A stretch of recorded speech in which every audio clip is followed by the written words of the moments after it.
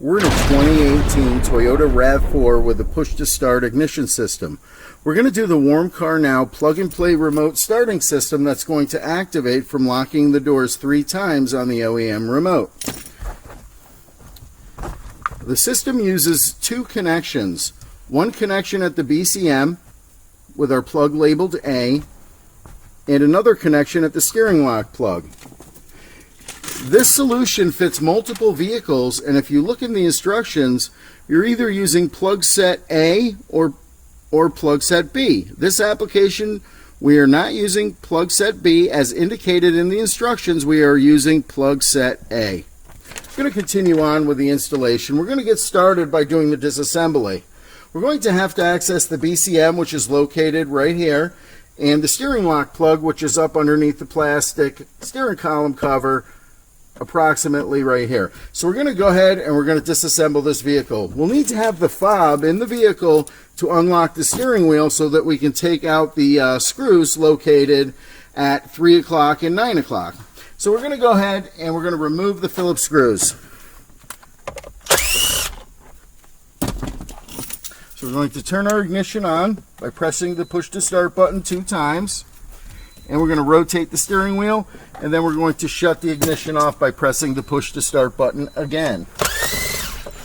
Going to remove the screw at 3 o'clock, and we're going to release the column cover plastic. What I like to do, extend it all the way out, lock it, push on the seam with your thumb, and it will pop the column right apart. Okay, now we are right here. We have access to our steering lock plug, so we're not going to take any more off. What I'm going to do so that we have a little room to work in is I'm going to remove this panel instead. Because we have access to the steering lock plug, I'm not going to remove the underdash. If we wanted to remove the underdash, we would undo the 10mm bolts down here and take out the airbag. We're not going to do that. Instead, we're just going to pop this piece off. You may or may not need a plastic tool. You can grab it here on the bottom, gently pull outward. The other side will also release. And we're going to just remove this part to give us access to do our zip tying up in here. So once we have this off, we're going to go ahead and we're going to unplug all the plugs. They'll only go back in the same way they came out. And down here we're going to release this wire hold down by just pushing in the ears and popping it out. Okay, we're ready to begin the installation. First thing that we're going to do is we're going to unplug the Evo. I ship everything plugged in so you know where the plugs go, but the first thing we should be doing is unplugging the Evo all. Okay, now we're going to route our harness through here, the steering lock portion plug of it anyway. We're going to go through this opening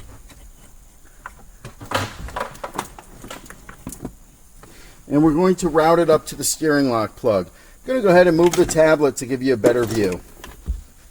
Okay, so we're looking up from underneath. Here's our steering lock plug. We're going to go ahead and we're going to unplug the steering lock plug.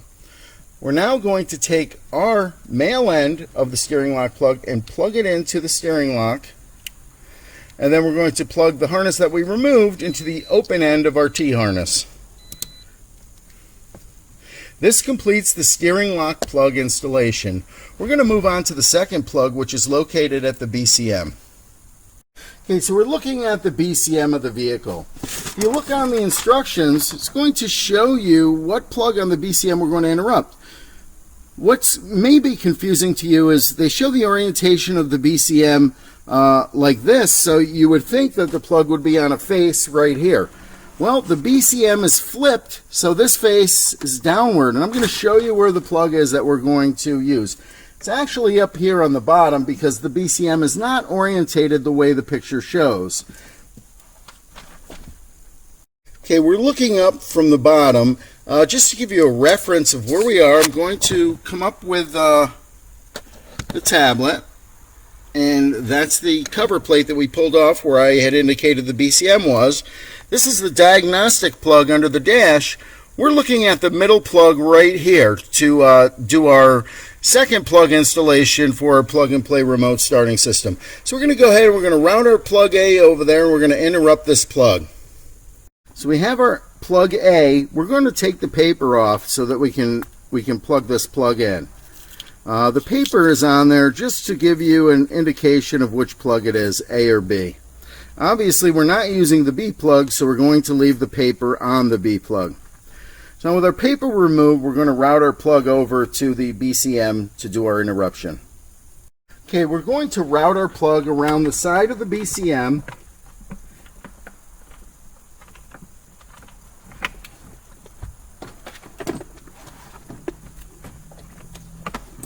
And now we have our plugs hanging out the bottom here, and we're going to go ahead and we're going to make our interruption. Okay, we're looking up at the plug that we're going to interrupt on the BCM. I'm going to try to reach up and unplug it without obstructing the video too much. So it would indicate it's the middle plug, so it would be this one. So we're going to go ahead and we're going to reach up and take two hands, push the clip, and pop the plug out. And we have the BCM plug removed. We're going to go ahead and we're going to plug our the BCM plug into our T-harness first. We're going to make sure it clicks and locks. Now we're going to plug the remaining plug that we have left into the BCM. So we're going to push the whole harness back a little bit. Now the clip was facing me, or the back of the vehicle. And we're going to go up in and we're going to plug the BCM plug in, and we're going to make sure it locks in firmly. We're ready to begin programming our module. Programming our device is simple. The first thing you want to do is locate the program button on the top of the Evo All. We're going to press this program button down and hold it down while we plug in what's called the 4-pin data plug. When we do this, the lights on the front are going to begin to cycle. The blue light will come on, the red light will come on, the yellow light will come on, then it will go blue and red, and then it'll start back on blue. What we want to do is as soon as we see a blue light, we want to release the button. The light will stay blue, and we can go ahead and begin the programming sequence. So I'm going to do it. Blue light, let go. Now if you don't do this correctly, I'm going to show you some of the things that it will do and what you can do to correct that. So if you release on another color, you can unplug it and redo the procedure. Or if you're too slow to release it, you can keep the button down. The lights will cycle through and it'll come back to blue, and we can release on the second time the light's blue. So as long as we have the button down, the lights are going to continue to cycle. We release on solid blue. And once we have a solid blue light, we're going to plug in our 20 pin. That's the white plug. And then we have a white and a red plug on the bottom of the device. We're going to plug in the white plug, and we're going to plug in the red plug. Now be careful not to accidentally push the program button while you're plugging in the remaining plugs. The programming sequence begins with pressing and releasing this button twice. So if you press and release it accidentally while you're plugging in the other plugs, the blue light's going to go out and it's not going to be on when we get to this stage. So be aware of that, and if you do accidentally press it, just redo the procedure. So now we're going to have the key fob in the vehicle at this point.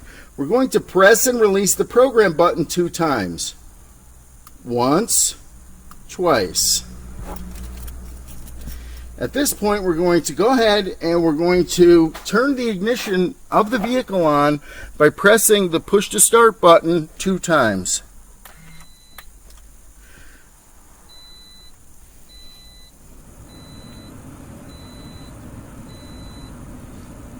Our blue light is going to flash rapidly when the programming procedure is complete. We've left the ignition on to the vehicle. Now we're going to go ahead, when we have the blue flashing light, we're going to shut the vehicle off by pressing the push to start button 1 time.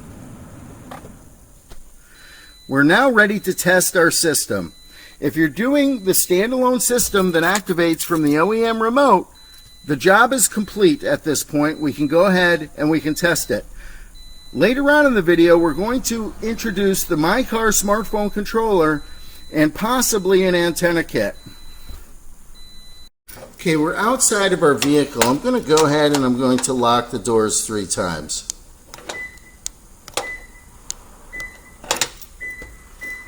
This will trigger remote starting of the vehicle.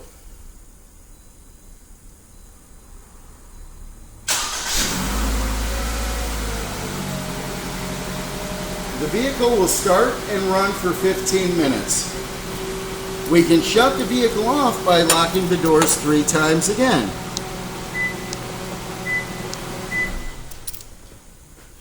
This will trigger the remote starter to turn off. Now we're going to start it one more time.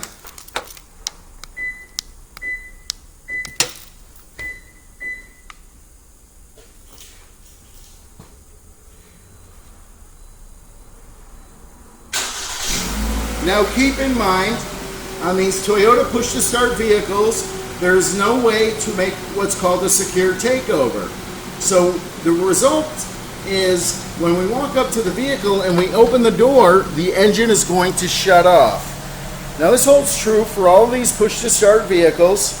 So we're going to go ahead and we're going to walk up to the vehicle. I'm going to put my hand behind the handle, or you can press the unlock button on the remote. I'm going to open the door and the engine is going to shut off. At this point, we would get in the vehicle, close the door, and restart the engine to drive the vehicle.